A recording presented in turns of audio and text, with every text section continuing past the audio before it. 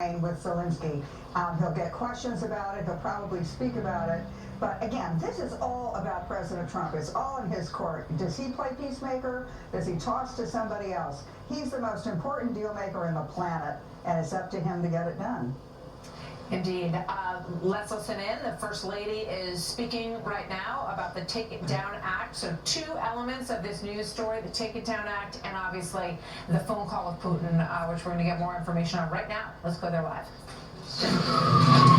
This legislation is a powerful step forward in our efforts to ensure that every American, especially young people, can feel better protected from their image or identity being abused through non-consensual intimate imagery of I and CII.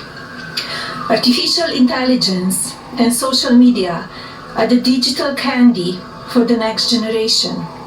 Sweet, addictive, and engineered to have an impact on the cognitive development of our children. But unlike sugar, these new technologies can be weaponized, shape beliefs, and sadly affect emotions and even be deadly. Over the past few months, I have met with brave survivors, deeply loving families, and caring advocates who know firsthand the emotional and psychological toll of NCII and deepfake abuse. Alliston Berry stood boldly for change, despite the risk posed to her and her family by speaking out and making her voice heard. Alliston, your voice and the voices of so many like you made this bill a national priority. Many thanks to members of Congress, both parties, for passing this legislation, including Speaker Johnson, Senator Cruz, Senator Klobuchar, Congresswoman Salazar, Congresswoman Dean, and Congressman Guthrie, and so many more. Thank you all for coming together to prioritize people over politics.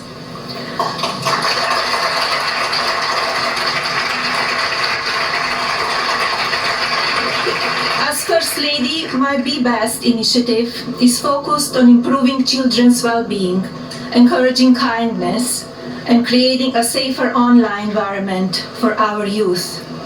Today, I'm proud to say that the values of Be Best will be reflected in the law of the land. I want to thank my husband, President Trump, for standing with us on this effort.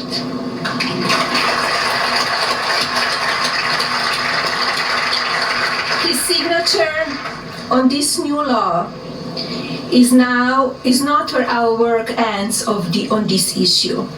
Now we look to the Federal Trade Commission and the private sector to do their part. Today, through the Take It Down Act, we affirm that the well-being of our children is central to our future, of our families, and America. Now it is my pleasure to introduce the President. Thank you.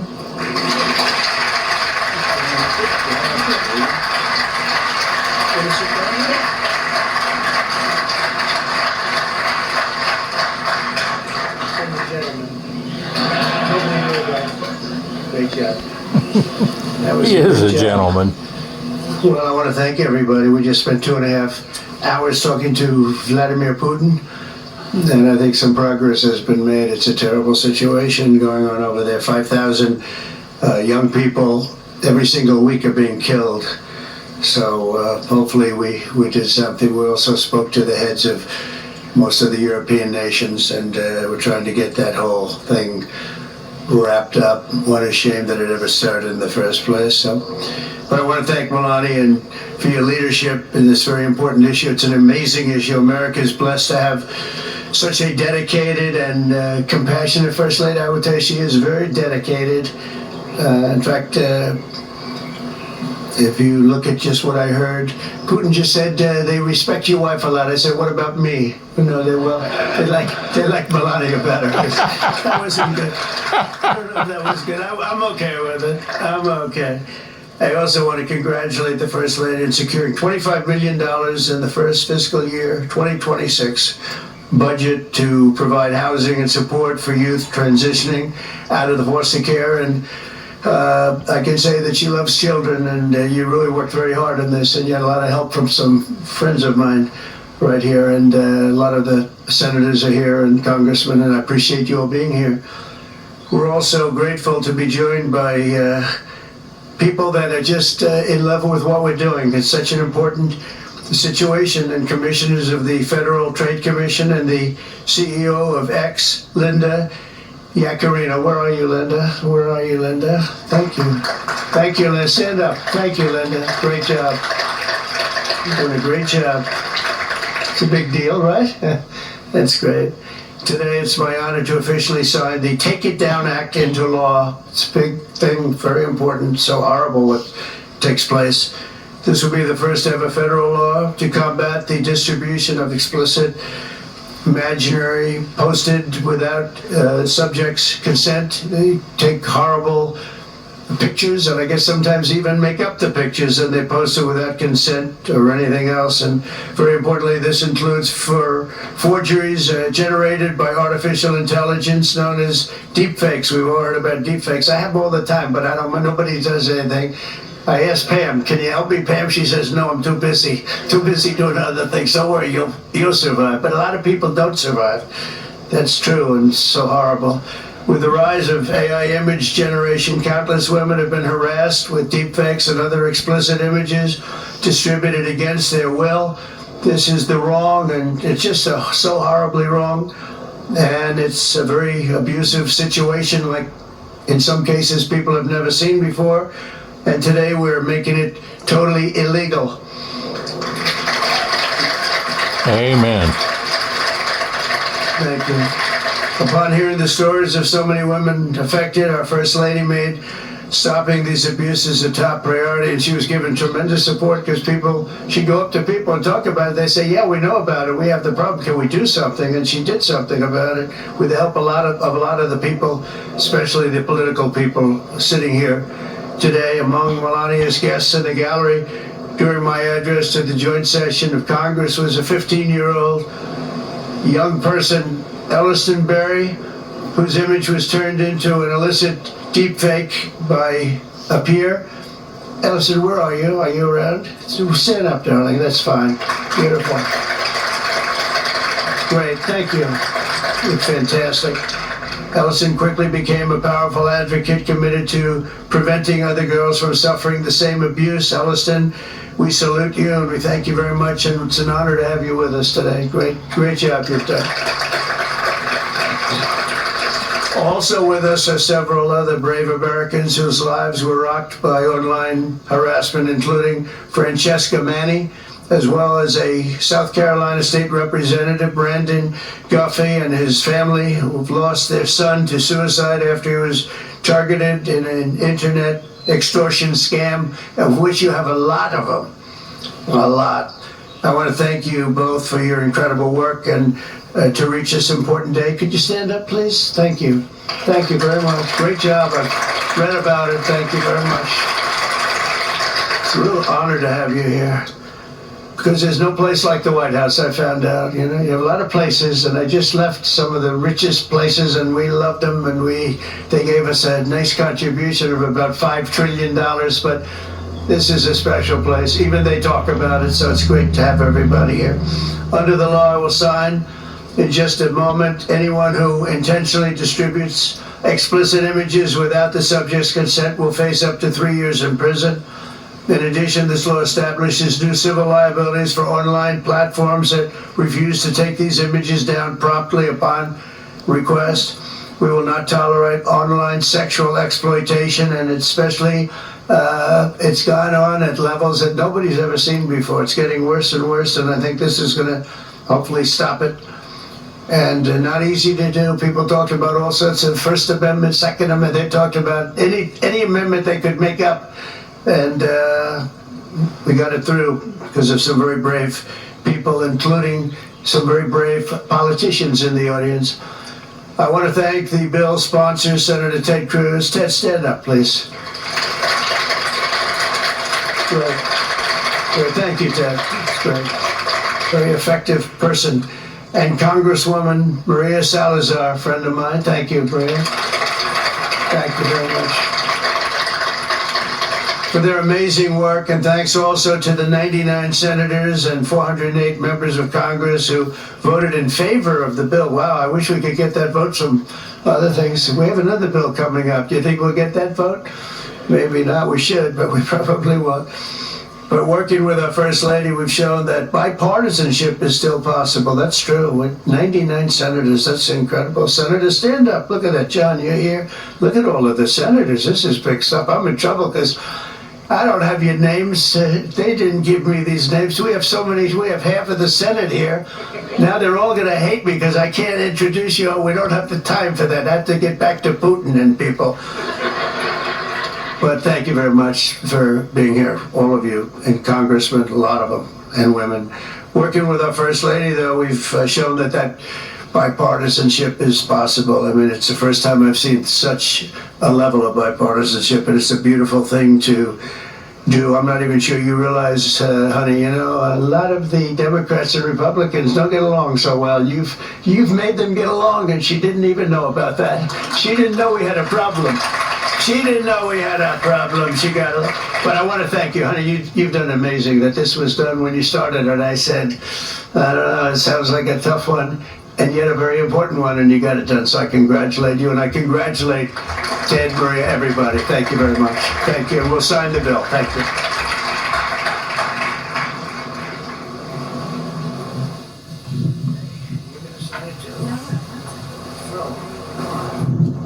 I see them Chuck Wesley. He's been around a long time, huh? Come on around. That's beautiful. Come on around. Hey, look at that. Thank you. Get it. Got it. Thank you.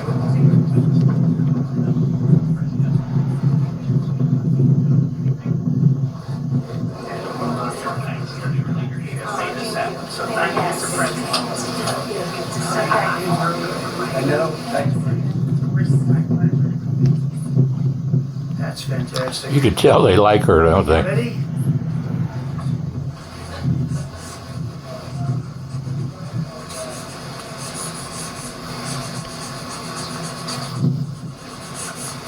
Beautiful.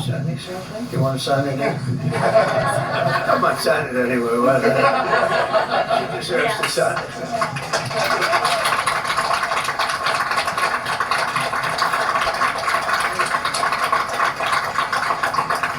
Okay, there we have it. There we are. That's a big one.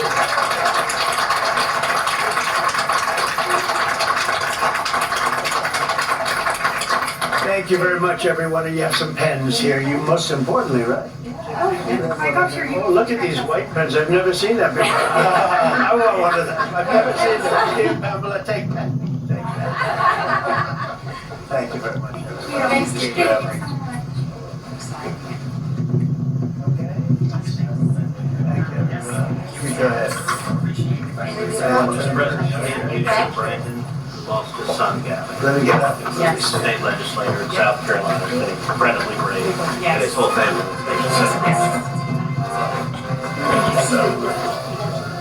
Lingering there to see if the president was going to take any questions, but you can see that he is greeting some of the families who've been personally affected by this horrific stories that we have heard over the years of, in some cases, a young person taking their life because of the intimidation of images that appear of them online. This is something the First Lady has taken very seriously, and she has built bonds with a number of these families and produced a bipartisan legislation that would allow people to legally take it down.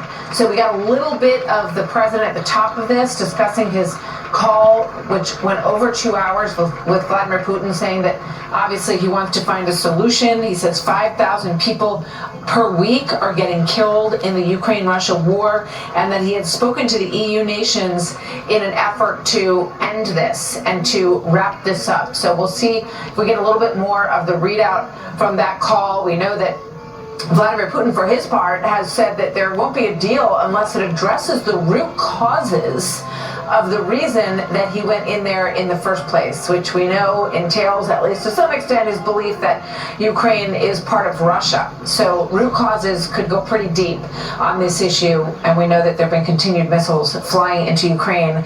Last night, hundreds of missiles flying into Ukraine from Russia. So still ahead today, we will talk to the DNC vice chair. What a hornet's nest going on over there at the DNC. He has slammed David Hogg's claims about a possible purge within the party. Hogg says he wants to basically clear out some of the dead wood in the Democrat Party.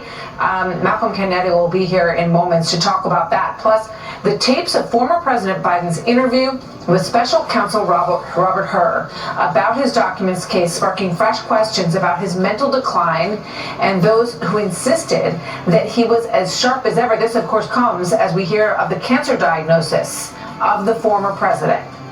Don, you're asking me this question. Oh my gosh, he's the president of the United States. You know, I can't even keep up with him. His mental acuity is great. It's fine. It's as good as it's been over the years. I'm about to tell you the truth. And F you if you can't handle the truth. This version of Biden, intellectually, analytically, is the best Biden ever. Your new bike is officially protected by America's #1 motorcycle insurer. To sort this out, give us a sense of what happened at the court today and what it means. Well, this is a considerable win for the Trump administration. We're talking about not a small number of people, talking about over 500,000 people. And what was curious is that the federal law itself says that you can use this special parole provision on a case-by-case basis. That is not what the Biden administration did. But once these people were in the country, the Trump administration sought to end that status. After all, it's called temporary.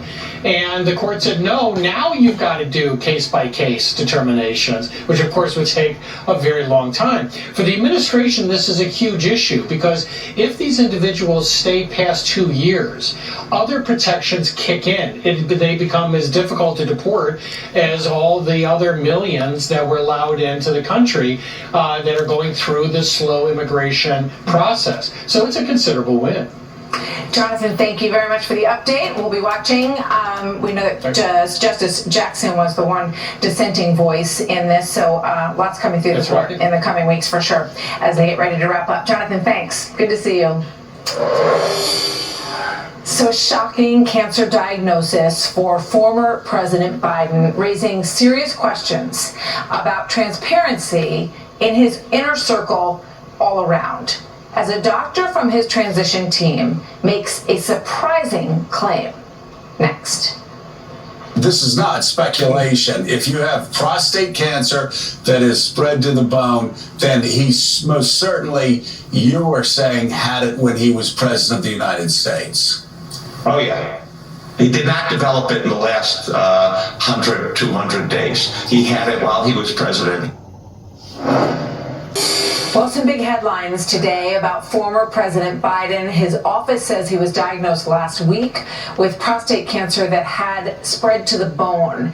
He and his family are reviewing their treatment options, and Fox News obtaining audio of President Biden's. This is separately of his interview with special counsel in the classified documents case. Now, there's been a long desire to have this video released. It was released over the weekend. So on these two topics, let's bring in Karl Rove, former White House Deputy Chief of Staff and Fox News contributor, and Kevin Walling, former Biden 2020 campaign surrogate. Great to have both of you with us. Obviously, we wish the former president the best as he examines his treatment options. Karl, let me ask you a question about this, because I note that President Obama, President Bush, and others all had PSA tests as part of their White House checkups. Does anything about this, given Dr. Emanuel's comment before we went to the break that he had it for some time, seem strange to you? It does. Yes, presidents routinely have a PSA test, and I was taken by Dr. Emanuel's, he's an oncologist, this is his specialty, and for him to say that in all likelihood President Biden had this cancer while he was president, that's deeply troubling. Presidents have access to the best health care in the world. They ought to be getting the best kind of tests. This is a routine test that has a very strong record of identifying a cancer. And we've now got another question that needs to be answered. When was the last time he was given a PSA test, and did it indicate that he was at risk for prostate cancer? Yeah, Kevin Walling, back in 2020, they had already found something in 2008 that was benign, an enlarged prostate, which seems like it would dictate the, regular evaluation of that situation. Did you have any awareness of this on the 2020 campaign, that this could potentially be an issue, and were people keeping a close eye on this?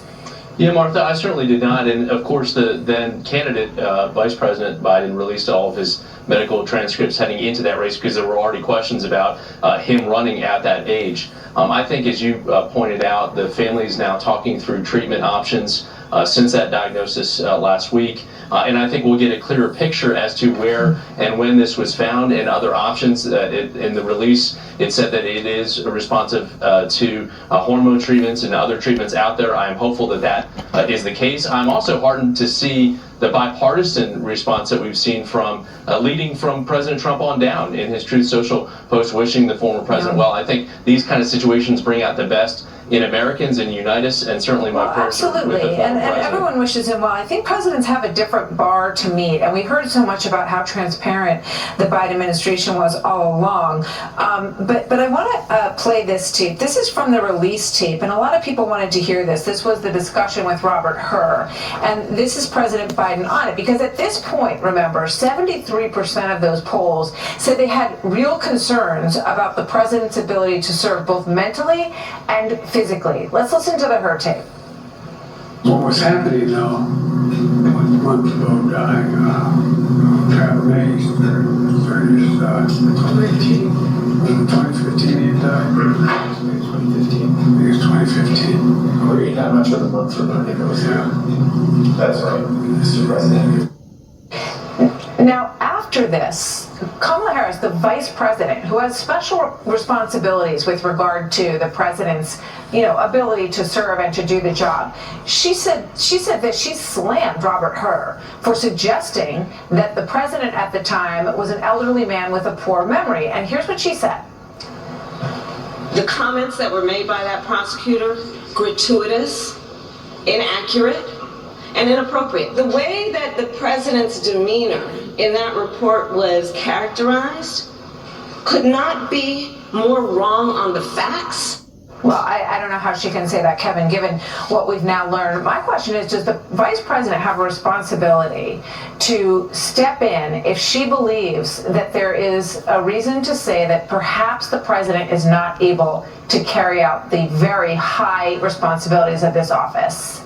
Yeah, Martha, I think any vice president in that position should do that with the majority of the cabinet. That's part of the 25th Amendment, certainly. And again, you also have to remember this was the heat of the campaign, and we were rallying behind our standard bearer at the time.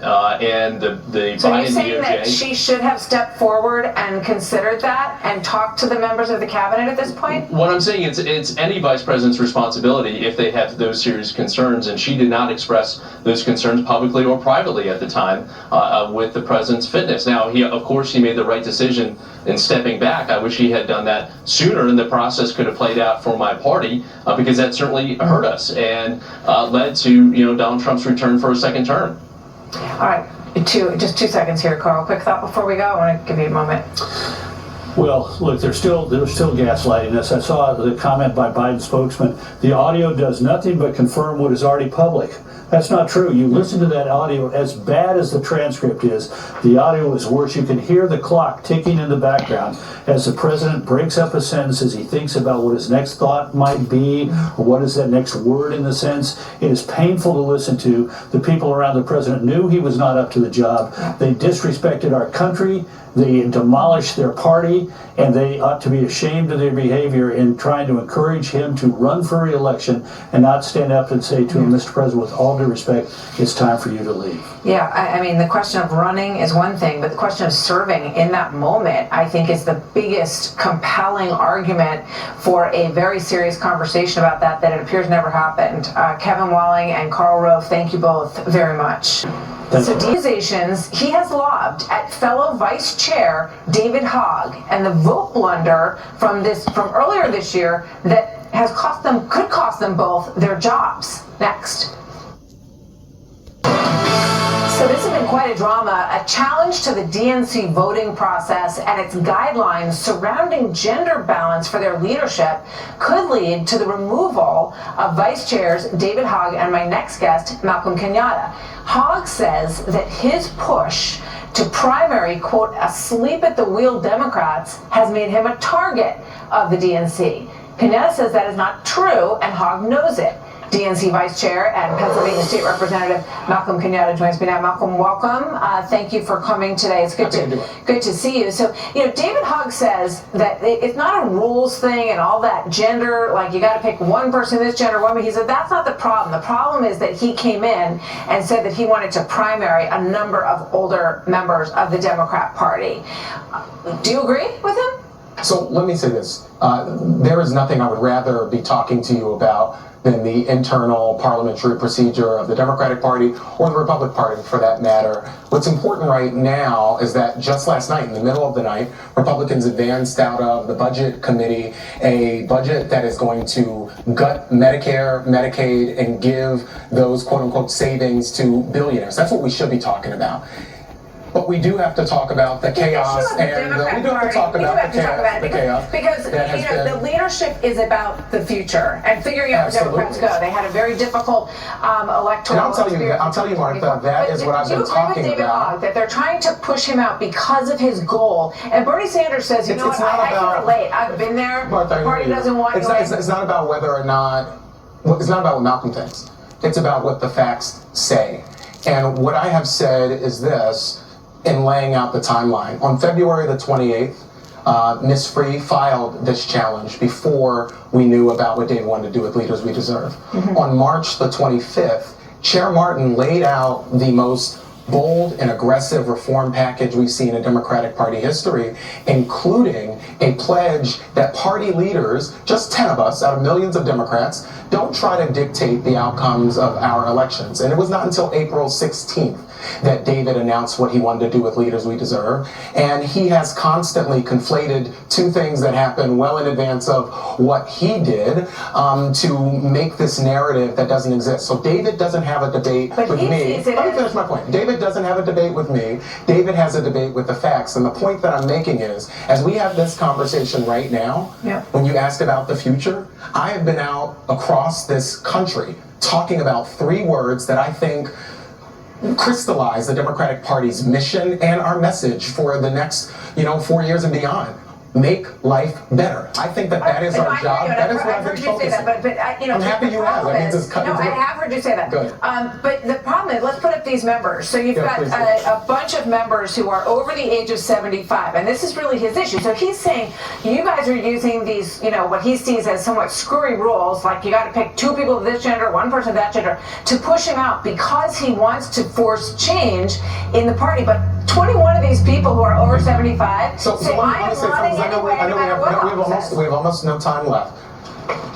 I also believe that we need robust primaries. The question is not whether or not we should have robust primaries. And the Democratic Party, to be clear, is not an incumbent protection racket. So I'm not endorsing any incumbents. This is very simple. I believe that voters should pick our nominees, not party leaders. And if you listen to what David has said, he has highlighted a number of folks who are over the age of 80 who he does not want to primary. So in this moment, it's about party leaders trusting voters. I don't want David Hogg to leave the Democratic Party leadership. Right, he's done. It just happened by itself. We begin tonight with the war in Ukraine. President Trump saying he thinks progress was made during a 2.5-hour phone call with Russian leader Vladimir Putin this morning. He announced immediate ceasefire talks, but said only the principals can negotiate a lasting peace. Senior White House correspondent Jackie Heinrich leads us off tonight live from the North Lawn. Good evening, Jackie. Good evening, Brett. The president says the U.S. will continue to try to broker peace between Russia and Ukraine, but in his head, there's a line at which he would want the U.S. to step away from that. He refused to give any details, saying that that might harm the negotiations, but he does want to take the talks to the Vatican to see if that setting might yield a breakthrough. We just spent 2.5 hours talking to Vladimir Putin, and I think some progress has been made. President Trump says Russia and Ukraine will immediately start negotiations toward a ceasefire and end to the war, and quote, the conditions for that will be negotiated between the two parties, as it can only be, because they know details of a negotiation that nobody else would be aware of. The president says help from the Pope to mediate does not mean the U.S. would take a step back. No, I think it would be great to have it at the Vatican. Maybe it would have some extra significance. There's tremendous bitterness, anger. And I think maybe that could help some of that anger. But the vice president said this ahead of the call. Look, I'd say we're more than open to walking away. I think, honestly, that President Putin, he doesn't quite know how to get out of the war. If you think about this, he's got 1 million men under arms. He's re-engineered his entire economy. Putin said following the call, a ceasefire is possible, contingent upon reaching, quote, appropriate agreements. Phil, Russia's position is clear. The main thing for us is to eliminate the root causes of this crisis. Russia hawks understand that to be a reference to his belief that Ukraine belongs to Russia. Trump says he believes Putin wants peace, but top U.S. officials have been skeptical. They're tapping us along. One of the things that could help break this logjam, perhaps the only thing that can, is a direct conversation between President Trump and Vladimir Putin. Zelensky re-upping his call for more sanctions, which Trump did not signal were coming, at least today. They're a house of cards. Their economy, if you push it, it collapses. So that's what we're going to have to do to get Putin's attention and really get him to negotiate about peace in earnest. As those talks toil on, so does the war in Gaza. But a win. Mr. President. Oh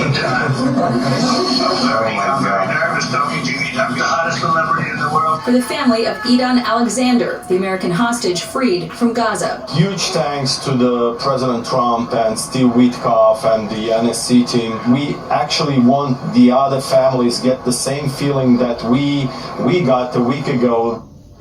And the president says he has not chosen to ramp up sanctions on Russia yet because doing so might actually make things worse, and he still believes there's a real chance at negotiating peace, Brett. And Jackie, the U.S. Supreme Court agreed to lift a lower court's blockade, allowing the Trump administration to move forward in terminating these temporary protected status for migrants, a large number of them. What's the impact there?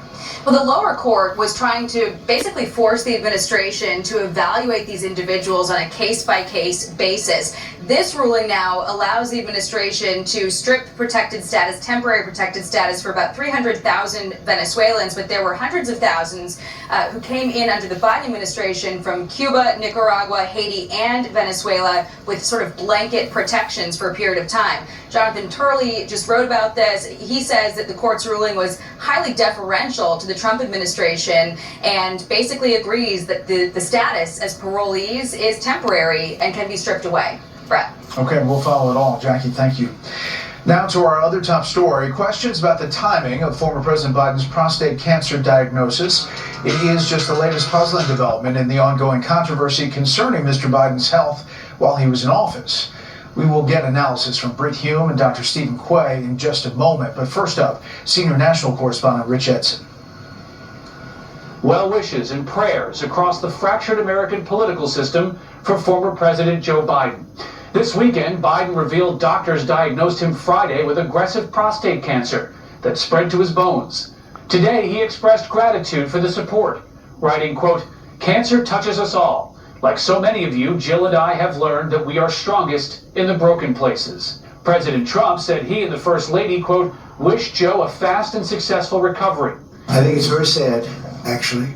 I'm surprised that it wasn't, the public wasn't notified a long time ago. Biden's former running mate, who replaced him on the ballot last fall, former Vice President Kamala Harris, said, quote, "Joe is a fighter, and I know he will face this challenge with the same strength, resilience, and optimism that have always defined his life and leadership." Less than 4 months after leaving the White House, there are even more questions about Biden's health in office.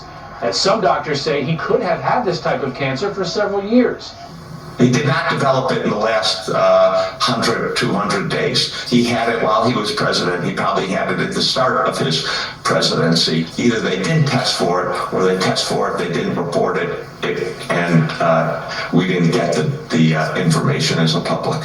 Vice President J.D. Vance maintains Biden was not in good enough health to serve as president. We wish the best for the former president's health. We really do need to be honest about whether the former president was capable of doing the job. Before Biden revealed his cancer diagnosis, Democrats had already been on the defensive about reporting in a new book detailing his decline in office. It's painfully obvious President Biden should not have run. People who say, well, let's talk about the future. We've got to build the credibility. Biden's office says the former president is reviewing treatment options with his doctors and family, and that he appears to have a type of cancer that allows for effective management. Brett? Rich, thank you. Really surprising that it's this advanced at the time of diagnosis. I am absolutely shocked that they didn't find this earlier. If you have prostate cancer that is spread to the bone, then he's most certainly, you are saying, had it when he was president of the United States. Oh yeah, he's had this for many years, maybe even a decade, growing there and spreading. All right, let's bring in Fox News chief political analyst Britt Hume and public health expert Dr. Stephen Quay. Doctor, I want to start with you. Your thoughts about this diagnosis today, what we're hearing about it, the aggressive nature of it, and how long the former president now may have had it.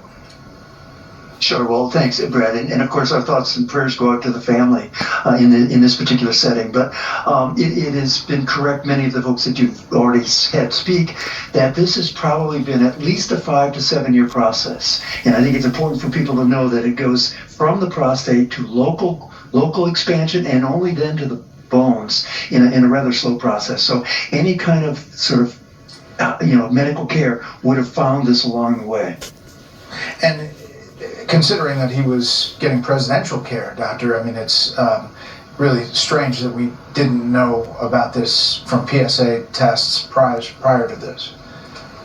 Yeah, I mean, I guess I would consider it malpractice if I was a White House physician not to test a PSA in a male U.S. president. I think there's another aspect here that might be interesting to talk about and speculate about, which is the treatment for this kind of cancer, ADT as it's called, it actually has as major side effects both falls, about 37% of men will have a fall within 12 months, as well as cognitive decline. And so I'm speculating that we may have been watching some of the side effects of treatment during his presidency. Britt, a lot of warm wishes from both sides of the aisle, wishing the former president well. But it sad thing this weekend, all the way around. On Friday, with the her tapes coming out, the audio tapes of his testimony, and obviously the book and all the revelations there. Exactly, Brad. Yes, that's I think everyone shares in the good wishes for the president's possible recovery. Cancer treatment has advanced a lot, as I'm sure you know, and so there's real hope there. But if this announcement at this time, if it were hoped that this was going to begin to put the fire out on all this renewed controversy over the president's mental acuity and while he was president and during the campaign, I think it has not done that because people are skeptical of why this is coming out at this time. And the questions continue to arise. Now there's even the possibility that if they knew he had this and he were being treated for it, as the doctor just said, one of the possible symptoms of that is falling down, which he certainly did several times. We remember it so vividly when he fell going up the stairs to Air Force One and at other times. But, another part of this, I think, Brett, that has to be commented on is this. I think the White House and the inner circle around Biden and Democrats in Congress and elsewhere were trying to hide something with Biden that could not be hidden, and the polling showed that all through the latter years of his presidency and during the campaign, that distinct majorities of Americans thought he was no longer fit to be president. Democrats wanted a different nominee, and so on. And so this was visible to the public. But the media who were there seeing him. We saw him day in and day out. We watched the videotape. We saw him at public events and so forth. If the public could see this clearly the news media should have seen it as well and did not do so. We covered it here at Fox News. I started talking about this back in 2019. Media ignored it on this very show. That's right. So I think that the dereliction in the media on this is a stain that will not be easily erased. I want to go back to the prostate cancer, doctor. Just the metastatic, on the bone, and a Gleason score of 9 for people who don't talk this language. What does all that mean? Well, it's pretty aggressive. It's pretty late stage and it's pretty aggressive. But I think the good news is that with this modern therapy of ADT, you can buy 2 to 3 years of a pretty high quality of life before, the Darwin evolution takes over. The cancer begins to no longer be sensitive to that treatment. You're then kind of in a chemotherapy space. But this is manageable. It's going to be a little bit of an effect on his quality of life, but it's really good that we can offer him this treatment at this stage. Mm-hmm. And finally, Britt, the politics of this moment, as to your last point, Van Jones was on CNN, and here's what he said: long-term impact. This is before the prognosis of the diagnosis of the prostate cancer. This is the emperor's new clothes playing itself out in real time.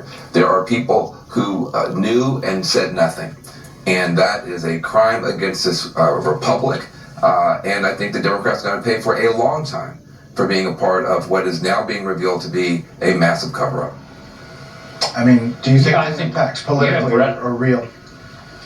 And I think they're very real. And I think, there are a lot of Democrats have a lot to answer for because they were trying to cover up something that, as I said before, were trying to hide something that was unhideable. So there's a whole generation of Democratic politicians who have to answer for this, who are all going around saying, now, gee, I never knew. Jake Tapper of the media saying that Jake, his national security advisor, was saying that Jake Sullivan. He doesn't know anything about this. Jake Sullivan, he never noticed it somehow. Baloney. They all knew. They had to know. It was visible to the public, and they tried to cover it up. They failed. How they get the stain out, both of the Democrats who covered this, who refused to acknowledge this, and just as bad, if not worse, the members of the media who refused. I don't know how they'll ever get rid of it. Yeah. Britt, Dr. Quaid, thank you so much. And they shouldn't. Shame on them. Thank you. Shame on them. Up next, the search for Louisiana inmates who broke out of jail last week. The family of the woman fatally shot by police during the Capitol riot on January 6, 2021. Under the tentative agreement, Ashley Babbitt's relatives will receive $5 million. Babbitt's family filed a wrongful death lawsuit last year. The U.S. Capitol Police Chief says he is, quote, extremely disappointed with this settlement. A federal judge is blocking the Trump administration from moving forward with its dismantling of the U.S. Institute of Peace, an organization taken over in March by Elon Musk's Department of Government Efficiency, or DOGE. The think tank was created and funded by Congress to focus on resolving violent conflicts around the globe.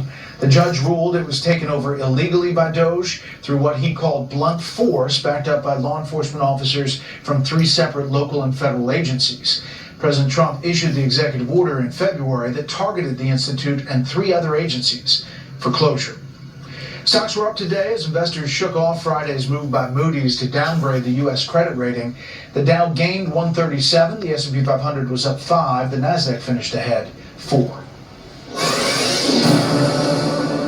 Breaking tonight, law enforcement officials say 7 of the 10 violent criminals who escaped from a Louisiana jail last week could be anywhere in the country. They say the group may have had help. Correspondent Brooke Taylor has the latest tonight from Dallas. Good evening, Brooke. Hi, Brett. Yes, 7 inmates tonight are still at large. We are at day 4 right now. Now, these are dangerous inmates. They have serious charges. At least 4 are charged with murder or attempted murder. I want to show you, though, new surveillance footage here showing 2 of the escaped inmates. They are just casually walking through the French Quarter on Friday morning. One of them was later arrested. Authorities so far caught 3.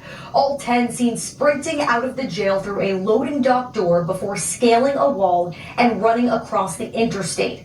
They escaped around 1 a.m. Friday, but it wasn't until a routine head count more than 7 hours later that jail officials realized what happened. The inmates even bragging about just how easy it was. They wrote on the walls, quote, "Too easy, LOL," with an arrow pointing to the hole they escaped through right behind a toilet. The sheriff's office says there was no guard assigned to the pod, only a technician who officials say stepped away to get food when this happened. Authorities now investigating whether this was an inside job. So far, 3 staff members have been suspended without pay. The district attorney says there was a complete breakdown in jail protocols. The fact that these individuals were even on the first floor, you don't keep the most dangerous people on the first floor. They're supposed to be on higher floors, right? And so there are a number of breakdowns that occurred, and any family member who is scared or frustrated, they have every right to be. Meanwhile, Louisiana Governor Jeff Landry blames what he calls the, quote, progressive criminal justice system. This is what happens when those people promise that to keep criminals out of jail. Sadly, you get 10 of the most dangerous inmates that are in jail in Louisiana, they get to escape. And the governor says hundreds of law enforcement agents right now just working around the clock to hunt down these dangerous inmates who could be anywhere, Brett. Also, the reward has been up to $20,000 per inmate. Brooke Taylor in Dallas. Brooke, thanks. House Republicans are trying to pass President Trump's so-called big, beautiful bill by the end of this week. But some conservatives are still not totally sold on this deal. Senior congressional correspondent Chad Pergram tells us where things stand right now. President Trump descending on Capitol Hill Tuesday morning to coax skeptical lawmakers to pass his big, beautiful bill. It's essential that every Republican in the House and the Senate unites behind President Trump. House Speaker Mike Johnson is readying what he called a, quote, cleanup amendment to court reluctant Republicans. What about these things that have to be solved at the last minute? I mean, does that give you heartburn at night? No. Why not? Heartburn. Because I know we're going to get this job done. One outstanding issue, lifting a cap on state and local tax deductions in New York and California. The current plan is limited to a $30,000 exemption. It is very much about the cop and the teacher, who have extremely high property taxes here in New York, that we want to provide tax relief to. Mr. Chair, on the vote, there were 17 ayes, 16 noes, and 4 present. The House Budget Committee advancing the bill late Sunday night after a Friday hiccup which stalled the plan. That's great. The weekend vote pried the bill loose from committee. We're excited about what we did. Mr. Norman. But South Carolina Republican Ralph Norman still wasn't excited enough to vote yes. He voted present. There's so much more that we have to do to rein in government and rein in the costs and the deficits. Andrew Clyde of Georgia also balked. We've got some work yet to do. The House Rules Committee preps the bill for the floor at 1 a.m. Wednesday. They literally are trying to take health care away from millions of Americans at this very moment in the dead of night. The GOP can only lose 3 votes and still pass the bill. A final vote could come as early as Thursday. Brett? We'll track it all. Chad Pergram live on the Hill. Chad, thanks. Up next, we go live to Kentucky in one of the hardest hit areas from the deadly weekend tornadoes. Terrible. Everybody was And our screaming for prayers. help, and it was the worst sound. That itself was terrible. You hear the house stuff start hitting the house, then you hear the creaking, and then it was just like everything around just explodes.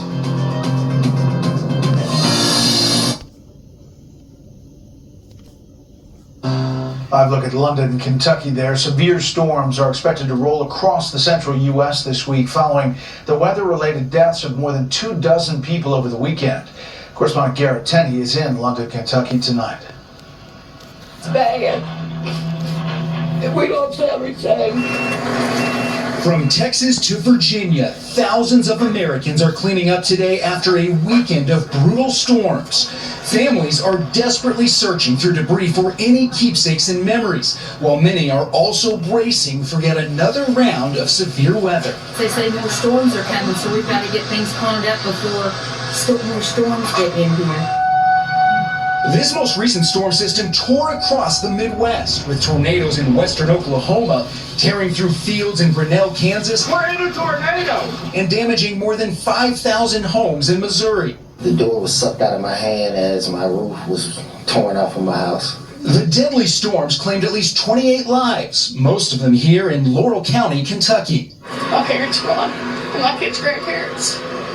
And there's nothing left.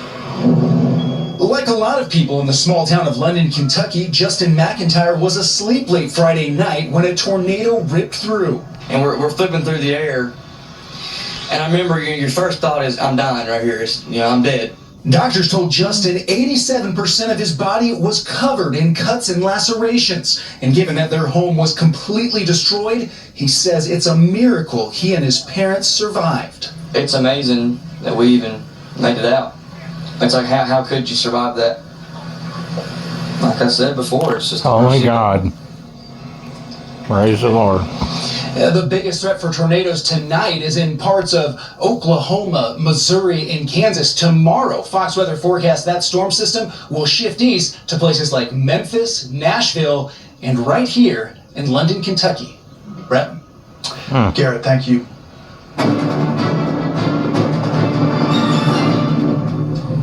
The U.S. Attorney in Los Angeles is launching a pilot program aimed at neutralizing California's sanctuary policies. The new rules would force jails to transfer some illegal immigrants into federal custody. Correspondent Bill Malusian has details tonight from Los Angeles. In a Fox exclusive, you're watching an incredibly rare interaction as the jail in Los Angeles transfers an illegal alien to ICE custody. The sanctuary jurisdiction forced to hand this Mexican national over thanks to a first-of-its-kind federal operation. With this operation, we're going to be neutralizing California's sanctuary state policies. Bill Asaley is the U.S. Attorney in L.A. and the architect of Operation Guardian Angel. All right, guys, thanks for circling up. Asaley has created a federal task force made up of ICE, HSI, FBI, DEA, and ATF agents. How's his criminal history? He's got the domestic violence. They scan these criminal databases daily to find illegal aliens in local jails who have been previously deported from the United States. We have a warrant for your arrest. If they've returned to the U.S., they've committed a federal felony known as illegal reentry, and Asaley's office will immediately seek a criminal arrest warrant against them, which, unlike an ICE detainer, jails in sanctuary jurisdictions can't ignore. We're going to flood the system with warrants for criminal illegal immigrants that are in county jails. They can ignore a detainer, but they cannot ignore a criminal arrest warrant. The federal task force brought us with them as they went to Twin Towers Jail in downtown LA to take custody of a previously deported alien they found in their database and filed a warrant on. He was facing local charges for robbery, but the jail immediately handed him over to ICE, with California's sanctuary policies unable to protect him from the criminal warrant. They have no choice, they will comply. And if they don't comply, if they interfere in our ability to arrest a federal felon, they can expect to face consequences for that. And task force officials tell us once they're up and running at full steam, they project they're going to be arresting anywhere between 40 and 50 aliens from local jails in Southern California every single week. They say if they're successful in doing this here in Los Angeles, what they're doing could be used as a model elsewhere in the country to neutralize other sanctuary jurisdictions. So back to you. Really interesting. Bill, also today, DHS conducting its first charter flight of migrants who opted that self-deport to get back to their home countries. What about that? Yeah, that's right. We got the images. We'll show them right now. This was chartered out of Houston today. DHS paying for this self-deportation flight. We're told there were 64 migrants on it, all from Colombia and Honduras. A lot of family units. You'll notice a lot of children on the flight. Nobody shackled here. Everybody leaving on their own accord voluntarily. You'll see some hugs. You'll see some smiles. DHS confirming that everybody on that flight, since they're leaving on their own accord, is being paid that $1,000 stipend, and because they are self-deporting, they will maintain the ability to return to the U.S. legally at some point in the future. Stuff that kids do. I mean, it's just